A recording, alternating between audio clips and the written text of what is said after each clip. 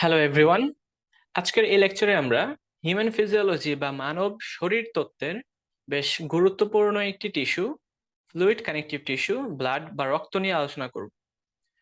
তো আমরা সকলেই জানি যে ব্লাড হচ্ছে একটা স্পেশালাইজড ফ্লুইড কানেকটিভ টিস্যু। আমরা জানি রক্ত হচ্ছে তরল এবং এটা আমাদের বডির সবগুলো পোর্শনকে, প্রত্যেকটা অর্গানকে কানেক্ট করে থাকে।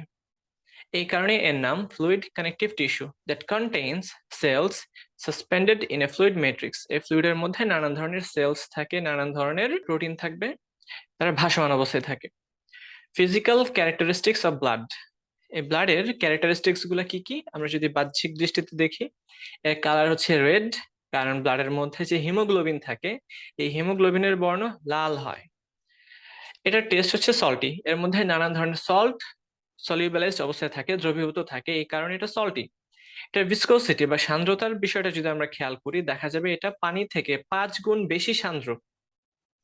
এটা এত ভালো, পানির মতো এত ভালো ফ্লো হয় না, আবার এত কমও না যে এটা খুব বেশি প্রবলেম করে ফেলবে ফ্লোরের ক্ষেত্রে। টেম্পারেচার 100.4 ডিগ্রি ফারেনহাইট, আমাদের নর্মাল বডি টেম্পারেচার থেকে ব্লাডের টেম্পারেচার কিছুটা বেশি। এভারেজ পিএইচ, আমাদের ব্লাডের পিএইচ যদি আমরা খেয়াল করি, এটা কিন্তু স্লাইটলি অ্যালকালাইন, কিছুটা ক্ষারীয়, এটা 7.4। রেঞ্জটা যেটা হয় 7.35 সর্বনিম্ন রেঞ্জ, আর 7.45 এটা হচ্ছে সর্বোচ্চ রেঞ্জ। যদি 7.35 এর চেয়ে কমে যায় কখনো ব্লাডের পিএইচ এর মান, এটাকে আমরা বলি অ্যাসিডোসিস, স্পেশালি মেটাবলিক অ্যাসিডোসিস। আর যদি 7.45 এর চেয়ে বেশি হয়ে যায়, সেটাকে আমরা বলবো অ্যালকালোসিস। অর্থাৎ এটা কি হয়ে গেছে, অ্যালকালাইন হয়ে গেছে বেশি, এবং এই দুইটাই কিন্তু আমাদের বডির জন্য ফেটাল, খুব মারাত্মক। এই জন্য এই ব্লাডকে অলওয়েজ তার পিএইচ ফিক্সড রাখতে হয়, এবং এই পিএইচ ফিক্সড রাখার যে প্রসেস সেটা হচ্ছে বাফার মেকানিজম।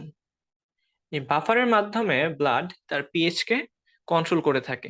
নর্মালি ব্লাডের মধ্যে বেশ কয়েক ধরনের বাফার রয়েছে। নাম্বার 1, এখানে রয়েছে বাইকার্বনেট বাফার, এবং এটাই সবচেয়ে বেশি ভূমিকা পালন করে। তারপর রয়েছে প্রোটিন বাফার। এই ব্লাডের মধ্যে নানান ধরনের প্লাজমা প্রোটিন রয়েছে, অ্যালবুমিন, গ্লোবিউলিন, ফিব্রিনোজেন। এর মধ্যে সবচেয়ে বেশি থাকে 60% হচ্ছে অ্যালবিউমিন। এই প্রোটিনটাই, এই প্রোটিন বাফারের কাজ করে। এই ব্লাডের পিএইচটাকে খুব বেশি বাড়তেও দিবে না, আবার কমতেও দিবে না।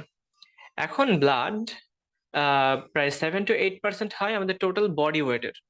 আমাদের বডি ওয়েট যত, আমাদের ওজন যত, তার 7 থেকে 8% ব্লাডের ওজন থাকবে বা ভর থাকবে। এভারেজ ব্লাড ভলিউম গড়ে আমাদের দেহে, একজন প্রাপ্তবয়স্ক পুরুষের দেহে 5 থেকে 6 লিটার রক্ত থাকে, এবং প্রাপ্তবয়স্ক নারীর দেহে 4 থেকে 5 লিটার রক্ত থাকে। এখন আমরা দেখবো যে ব্লাডের কাজ কি, what are the functions of blood. আমরা যদি খেয়াল করি, এই ব্লাড আমাদের বডির সবচেয়ে গুরুত্বপূর্ণ কাজগুলো করে থাকে, যেমন transporting dissolved gases. Dissolved gas বলতে মেইনলি আমরা বোঝাবো অক্সিজেন এবং কার্বন ডাই অক্সাইডকে। এই দুইটা ট্রান্সপোর্টেশন ব্লাডের মাধ্যমে হয়ে থাকে। যেমন আমরা যখন বাতাস থেকে, এয়ার থেকে আমরা অক্সিজেনকে ইনহেল করি, তখন আমাদের অ্যালভিওলার যে গাঁথর রয়েছে সেইখানে ব্যাপন প্রক্রিয়ায় অ্যালভিওলাস থেকে অক্সিজেন আমাদের ব্লাডে যাবে, ক্যাপিলারিতে যাবে, লাংসে এই ট্রান্সপোর্টেশনটা হবে। তো সেখানে যেহেতু আবার কার্বন ডাই অক্সাইডের ঘনত্ব বেশি, এই কার্বন ডাই অক্সাইড আবারও লাংসে ফিরে আসবে, যার মাধ্যমে আমরা এক্সহেল করে এই কার্বন ডাই অক্সাইডকে বের করে দিব। এই অক্সিজেন এবং কার্বন ডাই অক্সাইডের যে ট্রান্সপোর্টেশন, এই কাজটা কিন্তু ব্লাড করে থাকে। যখন লাংস থেকে অক্সিজেন ব্লাডে যায়, এই অক্সিজেন ব্লাডের মাধ্যমে সারা দেহের যে সেল রয়েছে, কোষ রয়েছে, সেই কোষে যে পৌঁছায়। ব্লাড থেকে আমাদের যে ইন্টারস্টিশিয়াল ফ্লুইড রয়েছে, সেই ফ্লুইডে যে দ্রবীভূত হবে, সেই ফ্লুইড থেকে যাবে আমাদের সেলে, এবং সেল সেখানে মেটাবলিজম প্রক্রিয়ায় শক্তি তৈরি করবে গ্লুকোজের মাধ্যমে, গ্লুকোজকে পুড়িয়ে, সেটাকে আমরা বলি সেলুলার রেসপিরেশন। সেই সেলুলার রেসপিরেশন থেকে অক্সিজেন ব্যবহৃত হবে এবং কার্বন ডাই অক্সাইড তৈরি হবে। এই কার্বন ডাই অক্সাইড আবারও ইন্টারস্টিশিয়াল ফ্লুইডে দ্রবীভূত হবে, সেই ইন্টারস্টিশিয়াল ফ্লুইড থেকে ব্লাডে আসবে, ব্লাড থেকে লাংসের মাধ্যমে বাহিরে বের হয়ে যাবে। তো এই যে ডিজলভড গ্যাসের যে ট্রান্সপোর্টেশন সারা দেহ থেকে লাংস পর্যন্ত, আবার লাংস থেকে সারা দেহ পর্যন্ত, এই কাজটা কিন্তু ব্লাড করে থাকে। এছাড়া নিউট্রিয়েন্টস, আমরা যখন খাবার খাই আমাদের ইন্টেস্টাইন বা অন্ত্র থেকে নিউট্রিয়েন্টস সহকারে যত ধরনের প্রয়োজনীয় উপাদান রয়েছে সেগুলো শোষিত হয়। শোষিত হয় কোথায়? শোষিত হয় ব্লাডে এবং লসিকা তন্ত্রে। এই ব্লাড শুরুতে লিভারে যাবে, লিভার থেকে সারা দেহে ছড়িয়ে পড়বে। তো এই যে ছড়িয়ে পড়ার কাজটা, এটা কিন্তু ব্লাডের মাধ্যমেই হয়ে থাকে। এছাড়া হরমোন, আমরা জানি হরমোন হচ্ছে এক ধরনের কেমিক্যাল মেসেঞ্জার যারা এন্ডোক্রাইন গ্ল্যান্ড বা অন্তঃক্ষরা গ্রন্থি থেকে উৎপন্ন হয়ে ব্লাডের মাধ্যমে সারা দেহে ছড়িয়ে পড়ে এবং সারা দেহে ছড়িয়ে দূরবর্তী স্থানে কাজ করে। যেমন সহজ উদাহরণ দেওয়া যায়, insulin hormone. Insulin hormone islets of Langerhans নামক কোষ থেকে তৈরি হয়। সেই কোষ থেকে যখন ইনসুলিনটা তৈরি হয়, সেটা এর চারপাশে যে ক্যাপিলারি রয়েছে, ব্লাড ভেসেলস রয়েছে, সেই ব্লাড ভেসেলস এর মাধ্যমে সে সারা দেহে ছড়িয়ে পড়বে এবং প্রত্যেকটা সেলে যে ইনসুলিন তার যে হাইপোগ্লাইসেমিক যে ইফেক্ট রয়েছে সেই ইফেক্ট শো করবে। অ্যান্ড মেটাবলিক ওয়েস্ট, যখন আমাদের বডির মেটাবলিজম প্রক্রিয়ায় নানান ধরনের ওয়েস্ট প্রোডাক্ট তৈরি হয়, সেই ওয়েস্ট প্রোডাক্টগুলোকে দেহ থেকে বের করে দেওয়ার জন্য কিন্তু ব্লাড হেল্প করে থাকে। যেমন মেটাবলিজম হচ্ছে আমাদের বডিতে যত ধরনের রিয়াকশন হয়, সমস্ত রিয়াকশনকে আমরা এক কথায় বলি মেটাবলিজম। এই মেটাবলিজম প্রক্রিয়ায় নানান ধরনের ওয়েস্ট প্রোডাক্ট তৈরি হয়, যেমন ইউরিয়া তৈরি হয় প্রোটিনের মেটাবলিজমের ফলে, ইউরিক অ্যাসিড তৈরি হয় নিউক্লিক অ্যাসিড মেটাবলিজমের ফলে। এই ধরনের ইউরিয়া, ইউরিক অ্যাসিড বা নাইট্রোজেন বেসড যে সমস্ত ওয়েস্ট প্রোডাক্ট রয়েছে, তারা কিন্তু আমাদের বডির জন্য খুবই হার্মফুল। তাদের অনেক মারাত্মক ডেট্রিমেন্টাল ইফেক্ট রয়েছে। সুতরাং এই ব্লাড যেটা করবে, প্রত্যেকটা সেল থেকে এই ওয়েস্ট প্রোডাক্টগুলোকে কালেক্ট করে কিডনিতে নিয়ে যাবে এবং কিডনির মাধ্যমে বডি থেকে বের করে দিবে। তো আমরা জাস্ট দেখে নিই, blood carries oxygen from the lungs to the peripheral tissues and carbon dioxide from the tissues back to the lungs. এই যে অক্সিজেন এবং কার্বন ডাইঅক্সাইডের যে ট্রান্সপোর্টেশন, সেটা ব্লাডের মাধ্যমে হবে। Blood distributes nutrients absorbed by the digestive tract. It carries hormones from endocrine glands towards their target cells. It also carries waste product produced by tissue cells to the kidney for excretion. Excretion এর জন্য এটা carry করে নিয়ে যাবে West প্রোডাক্টগুলোকে। তাছাড়া এর যে second functionality, important functionality, এটা আমাদের বডির যে পিএইচ রয়েছে এই পিএইচটাকে কন্ট্রোল করে। অ্যাসিডিক এনভায়রনমেন্টাল বা অ্যালকালাইন এনভায়রনমেন্টকে এটা কন্ট্রোল করে থাকে, রেগুলেট করে থাকে। আমরা জানি আমাদের বডির জন্য পিএইচ খুবই জরুরি। এই পিএইচটা ফিক্সড থাকতে হবে। যেমন ব্লাডের জন্য 7.35 থেকে 4.5, কখনোই এটাকে ক্রস করতে পারবে না। তো এই কাজটা যাতে না হয় সেই জন্য আমাদের ব্লাড নানান ধরনের বাফার মেকানিজমের মাধ্যমে, বাফারের মাধ্যমে এই পিএইচটাকে কন্ট্রোল করে এবং এর মাধ্যমে দেখা যাবে বডি তার কাজকর্মগুলো করবে। যদি পিএইচ অল্টার করে যায় তখন কিন্তু আমাদের এনজাইমগুলো ভালো মতো কাজ করবে না। প্রত্যেকটা এনজাইমের অপটিমাল কিছু পিএইচ রয়েছে, যে পিএইচে সে যে কাজ করবে। দেন আয়ন কম্পোজিশন, আয়নের যে পার্সেন্টেজ ব্লাডের বা আমাদের বডির, সেটাও কিন্তু কন্ট্রোল করে থাকে। আমরা জানি আমাদের বডিতে নানান ধরনের আয়ন রয়েছে, sodium plus ion, potassium plus ion, calcium 2 plus ion, এ ধরনের ক্যাটায়ন, নানান ধরনের অ্যানায়নও থাকে, ক্লোরাইড, সালফেট, ফসফেট, এই জাতীয় আয়ন থাকে। এই আয়নগুলো mainly sodium, potassium, calcium, chloride, এরা আমাদের যে নার্ভ ইম্পালস রয়েছে, যে যার মাধ্যমে ব্রেন থেকে সারা দেহে যে নার্ভ যে সিগন্যালটা এটা পাস করে, এই নার্ভ সিগন্যালের জন্য এই আয়নগুলা কিন্তু খুবই জরুরি। তো এই আয়নের কম্পোজিশন, আয়নের পার্সেন্টেজটা ঠিক রাখার জন্য আমাদের সবসময় সার্বক্ষণিক এটা রেগুলেশনের মধ্য দিয়ে যেতে হয়। এটা মেইনলি ব্লাড করে থাকবে। মেইন কাজটা করে কিডনি, যে কতটুকু আয়ন থাকবে বা না থাকবে, কিন্তু এই কিডনি পর্যন্ত পৌঁছে দেওয়াটা তাদেরকে কাজটা কিন্তু করে blood. Blood absorbs and neutralize acids produced by skeletal muscles. এটা একটা উদাহরণ জাস্ট। আমরা কি করলাম, যে ব্লাড আমাদের বডিতে যে সমস্ত অ্যাসিডিক সাবস্টেন্স বা বেসিক সাবস্টেন্স তৈরি হয়, আমরা যদি কখনো অ্যাসিডিক ফুড বেশি খাই অথবা অ্যালকালাইন ফুড বেশি খাই, সেক্ষেত্রেও কিন্তু ব্লাডের পিএইচ অল্টার করতে পারে। তো তখন আমাদের ব্লাড সেই পিএইচটাকে নর্মালাইজ করে থাকবে। তাছাড়া আমাদের যে স্কেলেটাল মাসল রয়েছে সেখানে কিন্তু প্রতিনিয়তই নানান ধরনের ওয়েস্ট প্রোডাক্ট তৈরি হয়, নানান ধরনের অ্যাসিডিক বা বেসিক প্রোডাক্ট তৈরি হয়। এর মধ্যে একটা হচ্ছে ল্যাকটিক অ্যাসিড। এটা বেশি পরিমাণে তৈরি হলে সেখানে মাসলে পেইন হয়, ঠিক আছে? তো এটাকে নিউট্রালাইজ করার কাজ করবে আমাদের ব্লাড।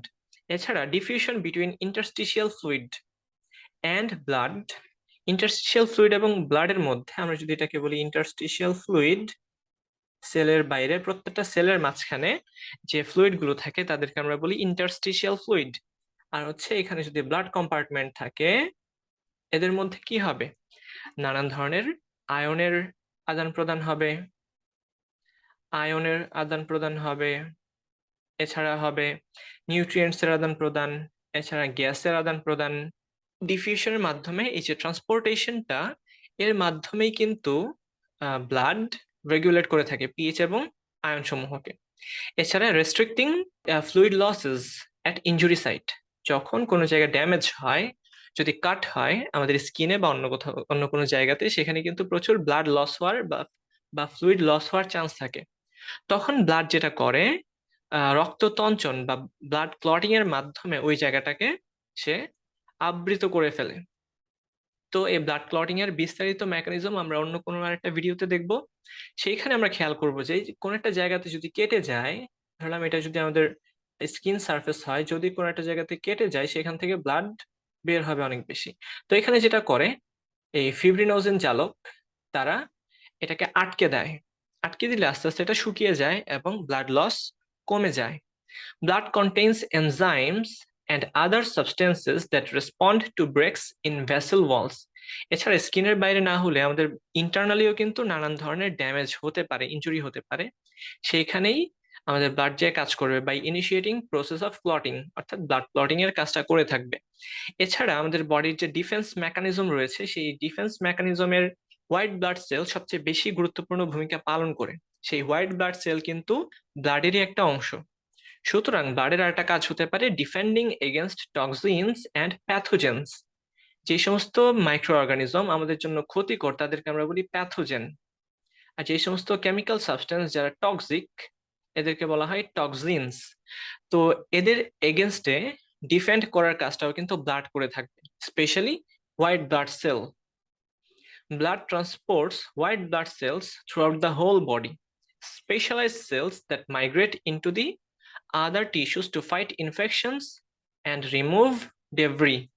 যদি আমাদের অনেক সেল ড্যামেজ হয় অথবা ক্যান্সার সেল থাকে, সেখানেও কিন্তু এই ব্লাডের যে একটা কম্পোনেন্ট হোয়াইট ব্লাড সেল, সে যে এখানে ফাইট করবে এবং ওদেরকে ধ্বংস করে একদম বডি থেকে বের করে দিবে। এছাড়া এর পরের কাজ স্টেবিলাইজেশন অফ বডি টেম্পারেচার। আমাদের যে বডির থার্মোরেগুলেশন, বডিটাকে অনেক বেশি গরম হওয়া যাবে না, আবার ঠান্ডাও হওয়া যাবে না, উভয়টাই কিন্তু আমাদের জন্য ক্ষতিকারক। কারণ আমাদের বডি সচল রয়েছে মেটাবলিজমের মাধ্যমে, অর্থাৎ লক্ষ লক্ষ বিক্রিয়া প্রতি মুহূর্তে আমাদের বডিতে সংঘটিত হচ্ছে। প্রত্যেকটা বিক্রিয়ার জন্য কিছু না কিছু এনজাইমের প্রয়োজন হয়। এনজাইম, এই এনজাইম হচ্ছে এক ধরনের প্রোটিন যাদের একটা 3 ডাইমেনশনাল স্ট্রাকচার থাকে। এনজাইমের একটা কনফরমেশন থাকে। আমরা জানি এই এনজাইম এর কনফরমেশন টেম্পারেচার চেঞ্জ হওয়ার সাথে সাথে চেঞ্জ হয়ে যেতে পারে। এছাড়া পিএইচ চেঞ্জ হওয়ার সাথে সাথেও কিন্তু এই এনজাইমের যে স্ট্রাকচার সেটা চেঞ্জ হয়ে যেতে পারে। আর এনজাইমের স্ট্রাকচার যদি চেঞ্জ হয়, তার ক্যাটালাইটিক যে ক্ষমতা, তার পাওয়ার, সেটা নষ্ট হয়ে যাবে, তখন রিঅ্যাকশন কিন্তু হবে না। সুতরাং এই টেম্পারেচারটাকে ফিক্সড রাখতে হবে এনজাইমগুলোকে সচল রাখার জন্য।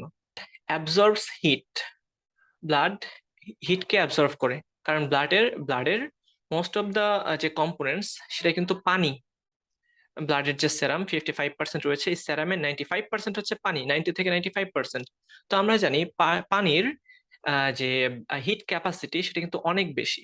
তো হুট করে যখন বডির কোনো একটা জায়গাতে হিট জেনারেট হবে, তৈরি হবে, ব্লাড সেখানে যেটা করবে এই হিটটাকে অ্যাবজর্ব করে ফেলবে, যাতে ওই জায়গার টেম্পারেচার খুব বেশি বেড়ে না যায়, এবং এই হিটটাকে সারা বডিতে ছড়িয়ে দিবে, আলটিমেটলি ঘামের মাধ্যমে এই ইয়েটাকে বের করে দিবে।